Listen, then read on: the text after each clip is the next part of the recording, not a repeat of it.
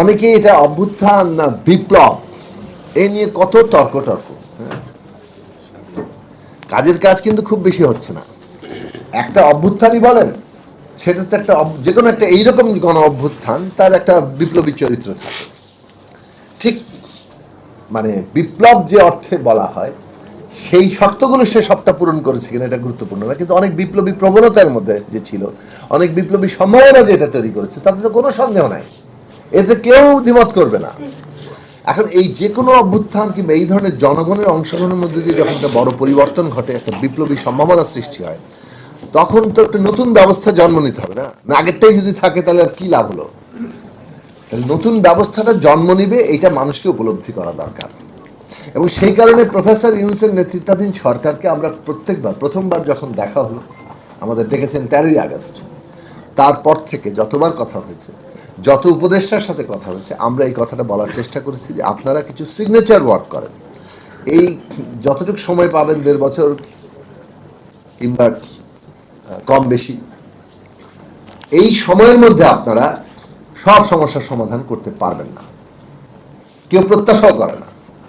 যে আপনারা যেটা করতে পারবেন, অনেকগুলো বড় জায়গায় হাত দিতে পারেন, বড় ছোট, যেগুলো মানুষের জীবনকে ব্যাপকভাবে প্রভাবিত করে, এবং সেই সব কাজে যে পরিবর্তন আনাটা সম্ভব, এই দৃষ্টান্তটা স্থাপন করেন যে রাজনৈতিক সদিচ্ছা থাকলে এইসব কাজ, যেগুলো মানুষের কাছে অসম্ভব মনে হতো, যেগুলো মনে হতো যে বাংলাদেশে এগুলো কোনোদিন বদলাবে না, সেইটা যে পরিবর্তন করা সম্ভব, এইটা মানুষ আস্থায় আনে। ফলে মানুষের রাজনৈতিক সচেতনতা কিন্তু ভিন্ন জায়গায় চলে যাবে, এবং এর পরবর্তীতে কোনো সরকারই আর এই যে মানুষের দুর্দশাকে দিনের পর দিন পুঁজি করে রেখে দিয়েছিল, এটা করতে পারত না।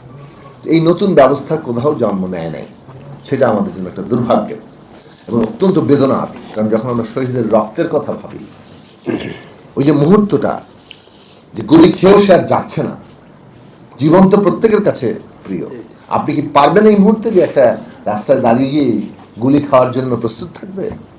ওইটা কিন্তু একটা তৈরি হতে হয়, ওই মুহূর্ত তৈরি হতে হয়। ওই মুহূর্ত যখন প্রতিটি মায়েরা পর্যন্ত রাস্তায় নেমে আসছে, সন্তান সম্ভব মায়েরাও রাস্তায় নেমে গেছে, শিশুরা তো নেমেছেনই, বৃদ্ধরা তো নেমেছেন। বলছি যে এই জায়গাটা খুব গুরুত্বপূর্ণ প্রশ্ন, যে পরোয়া না করা কোনো কিছু, যারা যে কাজে অভ্যস্ত নন, অথবা যারা যে কাজে সাধারণত যাদেরকে দেখা যায় না, সব অংশের মানুষের আমরা দেখেছি তাদের উপস্থিতি। এই যে বিরাট একটা জায়গা, সেইটাকে আমরা একটা জাতীয় শক্তি হিসেবে, পুরো জনগোষ্ঠীর অন্তর্গত শক্তি হিসেবে বিবেচনায় নিয়ে রাজনৈতিকভাবে যে কাজ করার জায়গাটা, সেটা আমরা এই সরকারের উপর দায়িত্ব দিয়েছিলাম।